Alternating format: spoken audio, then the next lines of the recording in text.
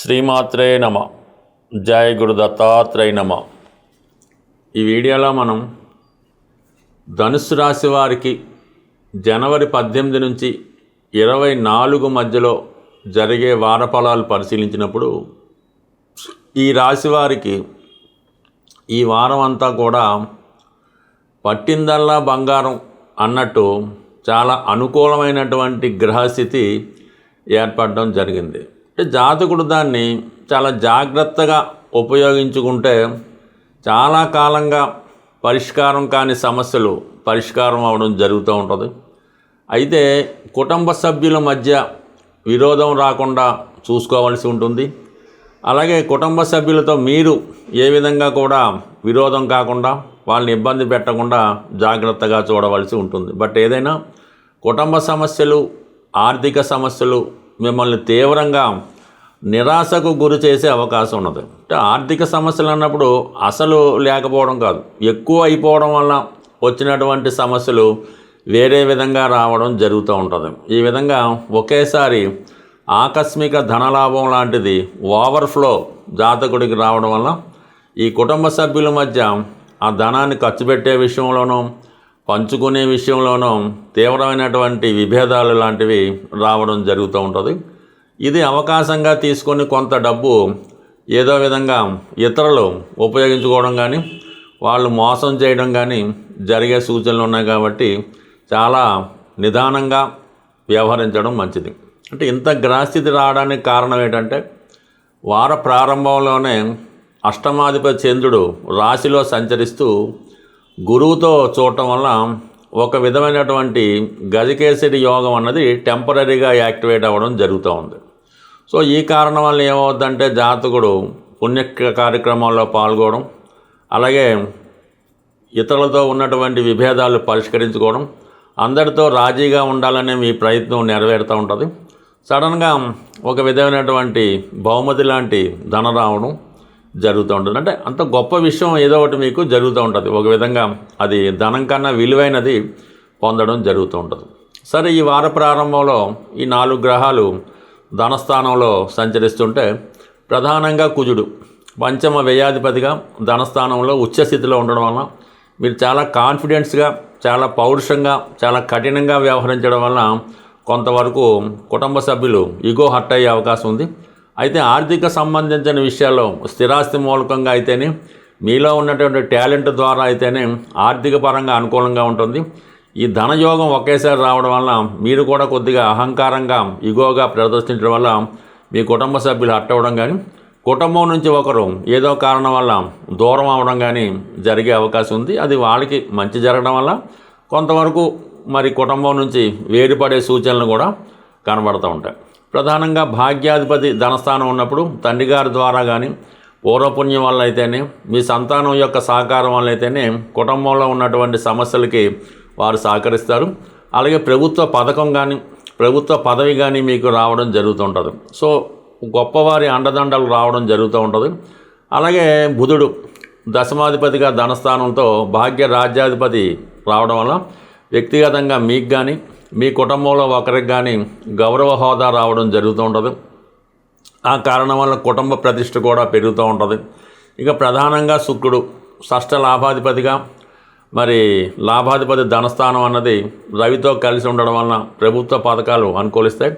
కుటుంబంలో ఉన్నటువంటి స్త్రీలు, మీ కుమార్తెలు కానీ, కోడలు కానీ మీ కుటుంబ అవసరాలకి సహకరించడం కానీ, కుటుంబంలో జరిగే శుభకార్యానికి వాళ్ళు చాలా వరకు సహకరించడం జరుగుతూ ఉంటుంది. మొత్తం మీద ఒక సమిష్టిగా కుటుంబం అంతా కూడా కలిసి కొన్ని నిర్ణయాలు తీసుకోవడం జరుగుతూ ఉంటుంది. వచ్చినటువంటి ధనంతో ఏదో ఒక మంచి కార్యక్రమం, గృహం కొనడమో, వాహనం కొనడమో, కొత్తగా ఏదైనా వ్యాపారం ప్రారంభించడమో, ఇలాంటి ప్రయత్నాలు చాలా వరకు నేను సహకరించడం చేయడం జరుగుతూ ఉంటుంది. అయితే చిన్న చిన్న అభిప్రాయ భేదాలు కూడా ఈ విషయంలో తలెత్తే అవకాశం ఉంది. కాబట్టి మరి నిదానంగా వ్యవహరించడం వల్ల అన్ని సమస్యలు కూడా సాల్వ్ అవ్వడం జరుగుతూ ఉంటుంది. ప్రధానంగా రాష్ట్రాధిపతి గురువు వక్రించి సప్తమ స్థాన సంచారం వల్ల కొన్ని కొత్త వ్యాపార అవకాశాలు లాంటివి రావడం జరుగుతూ ఉంటుంది. లేదంటే కుటుంబంలో ఎవరో ఒకరికి పెళ్లి లాంటిది కుదరడం వల్ల ఆ నిమిత్తం కూడా కొంత ధనాన్ని జాగ్రత్త పెట్టడం జరుగుతూ ఉంటుంది. అయితే సప్తమంలో ఉన్నటువంటి గురువు వక్రగమనంలో ఉండడం వల్ల అటు ఇటుగా 6, 7 స్థానాల మీద ప్రభావం చూపడం వల్ల అలాగే ఇక్కడ 6, 12 ఇలాగా ఈ భావాలు యాక్టివేట్ అవ్వడం వల్ల మీరు కూడా ఏ విషయం తేల్చుకోలేకుండా సందిగ్ధంలో పెట్టడం జరుగుతూ ఉంటుంది. ఏ విషయం ఖచ్చితంగా ఇది చేద్దాం, దీని మీద ఇన్వెస్ట్ చేద్దాం, ఇది కొందాం అనుకోకుండా మీడియాగా మీరు వ్యవహరించడం వల్ల ఏ విషయం తేలకుండా పోస్ట్పోన్ అవ్వడం జరుగుతూ ఉంటుంది. బట్ ఏదైనా ఆర్థిక పరంగా చాలా అనుకూల స్థితి రావడం జరుగుతుంది. సో ఇవన్నీ బాగున్నప్పటికీ కూడా అర్ధాష్టమ శని ప్రభావం వలన అంత మంచి జరిగినా కూడా చివరికి ఏదో ఒక ఇబ్బంది మీకు మనస్తాపానికి కారణమవుతూ ఉంటుంది. అన్నీ ఉన్నప్పుడు కూడా ఏదో ఆనందంగా లేకుండా ఏదో కోల్పోయినట్టు ఏదో పోగొట్టుకున్నట్టు ఈ మనోవిచారంతో ఉండడం జరుగుతుంటుంది. ఈ సమయంలో గత జ్ఞాపకాలు గుర్తుకు రావడం కానీ గతించిన మీ పెద్దవారు మీకు గుర్తుకు రావడం వల్ల కానీ వారు చేసినటువంటి మంచి కార్యక్రమాలు మీకు ఈ సమయంలో గుర్తు రావడం వల్ల చాలా వరకు మానసిక ఆందోళనకో మనోవిచారానికో కూడా గురి అవ్వడం జరుగుతుంటుంది. బట్ ఏదైనా ఈ రాశివారు ఈ వారంలో కొంతవరకు చాలా ముఖ్యమైనటువంటి నిర్ణయాలు కార్యక్రమాలు జరిగే అవకాశం ఉంది. ఏదైనా ఆర్థిక పరంగా ఇక్కడ నుంచి మీ యొక్క పరిస్థితి చాలా అనుకూలంగా మారి దినదిన అభివృద్ధి చెందే అవకాశం ఉంది. సాధారణంగా ఈ గోచార ఫలితాలు పరిశీలిస్తున్నప్పుడు ఈ శుక్రగ్రహం ప్రస్తుతం శుక్రమౌఢ్యం ఏర్పడిన కారణంగా ఈ శుభకార్యాలు వివాహాలు అన్నవి జరగకుండా పోస్ట్పోన్ చేయడం జరుగుతూ ఉంది. అంటే ఏదైనా ఒక శుభకార్యం జరగాలన్నా ఆర్థిక పరంగా ఒక వ్యాపారం బాగుండాలన్నా ఆ గృహంలో అందరూ సుఖ సంతోషాలతో మంచి బట్టలు, మంచి భోజనం, మంచి పడక, అలాగే ఆ కుటుంబంలో ఉన్నటువంటి స్త్రీలకి ఆరోగ్యంగా చాలా ఆనందంగా ఉండాలన్నా కూడా శుక్రుడు తప్పనిసరిగా అటు గోచారరీత్యా బలంగా ఉండాలి, వారి జన్మజాతక రీత్యా కూడా బలంగా ఉంటేనే జాతకుడు ఈ జన్మ తీసుకున్నందుకు జీవితంలో అనుభవించవలసి ఉంటుంది. అంటే శుక్రుని యొక్క అధిదేవతగా లక్ష్మీ అమ్మవారు ఉండడం జరుగుతూ ఉంటుంది. అందుకని శుక్రుడికి ఏమాత్రం ఇబ్బంది కలిగినా, అంటే మీ కుటుంబంలో స్త్రీలకి ఎటువంటి ఇబ్బంది కలిగినా లక్ష్మీ అమ్మవారికి ఆగ్రహం కలుగుతూ ఉంటుంది. ఎప్పుడైతే అమ్మవారికి ఆగ్రహం కలిగిందో అమ్మవారు ఆ గృహాన్ని విడిచి వెళ్ళిపోతారు.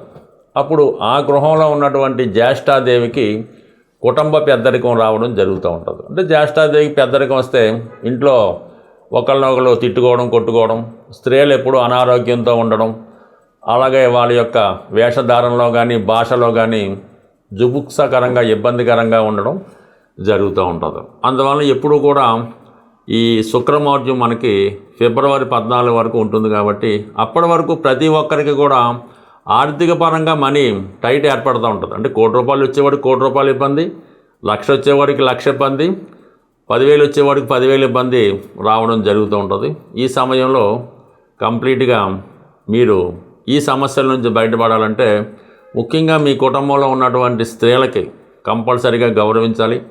వారికి ఎటువంటి ఇబ్బంది కలగకుండా, అంటే ఎప్పుడు వాళ్ళకి దుఃఖం కలగకుండా చూసుకోవాలి. పొరపాటుని మీ కుటుంబంలో ఏ స్త్రీ అయినా, తల్లి అయినా, భార్య అయినా, కూతురైనా కంటనీరు పెట్టుకుంటే ఆ కుటుంబంలో 6 నెలల దాకా అనావృష్టి తాండవిస్తూ ఉంటుంది. అంటే ఒక్కసారి దుఃఖపడిందంటే ఆ కుటుంబంలో 6 నెలల దాకా వివిధ రకాలుగా ఇబ్బందులు కలగడం జరుగుతుంటాయి. కాబట్టి ఈ విషయంలో చాలా జాగ్రత్తగా ఉండవలసి ఉంటుంది.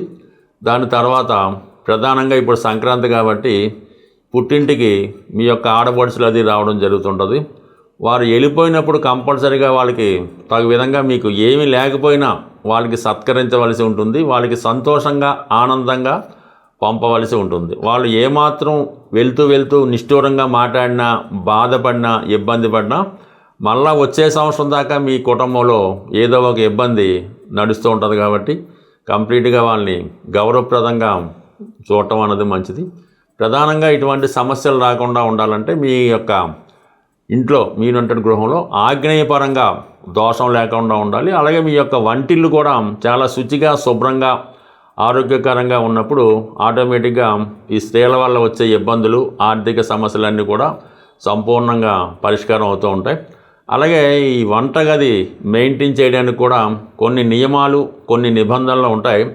అవి మీ పెద్దవారి ద్వారా అడిగి ఆ విధంగా పాటించడం వల్ల మీ కుటుంబం మరింత ఆరోగ్యంగా, ఐశ్వర్యంగా, ఆనందంగా ఉండే అవకాశం ఉంటుంది. కాబట్టి ప్రతి ఒక్కరూ కూడా మీ యొక్క గృహంలో వాస్తుపరమైనటువంటి ఆగ్నేయ దోషం లేకుండా చూసుకుంటే ఆ కుటుంబంలో ప్రతి స్త్రీ ఆనందంగా ఉంటుంది.